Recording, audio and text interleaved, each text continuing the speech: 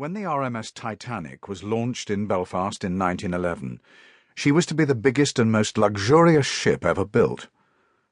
On the night of April the 14th, 1912, 4 days into her maiden voyage, she struck an iceberg in the North Atlantic and sank with the loss of over 1,500 lives.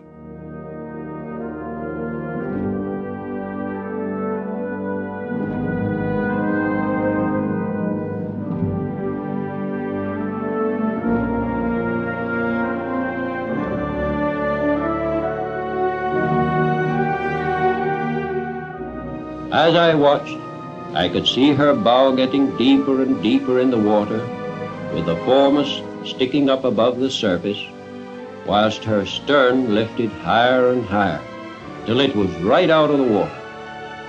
When she got to an angle of about 60 degrees, there was a sullen sort of rumbling roar, as her massive boilers all left their beds and went crashing down through the bulk's heads and everything that stood in their way.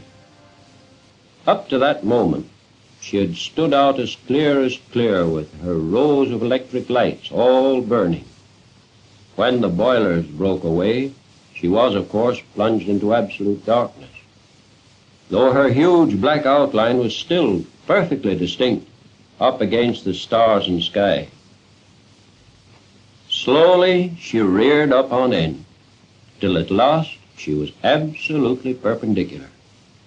Then, quite quietly, but quicker and quicker, she seemed just to slide away under the surface and disappear.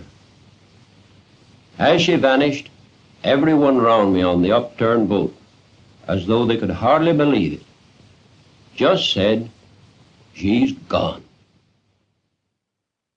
It is 100 years since the Titanic went down, but the disaster continues to haunt the world's imagination.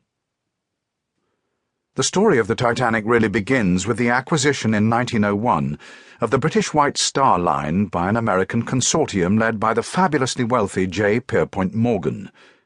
His ambition was to create a giant shipping syndicate which could dominate the lucrative transatlantic business.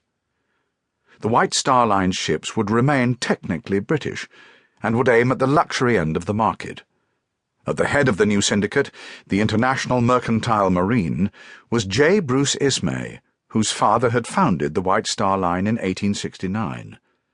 A further break with the past was the move of White Star's express operations from Liverpool to Southampton. To keep listening to this audiobook for free, click the link in the description. It will take you to a free Audible trial where you can listen to this and many other books for free for 30 days.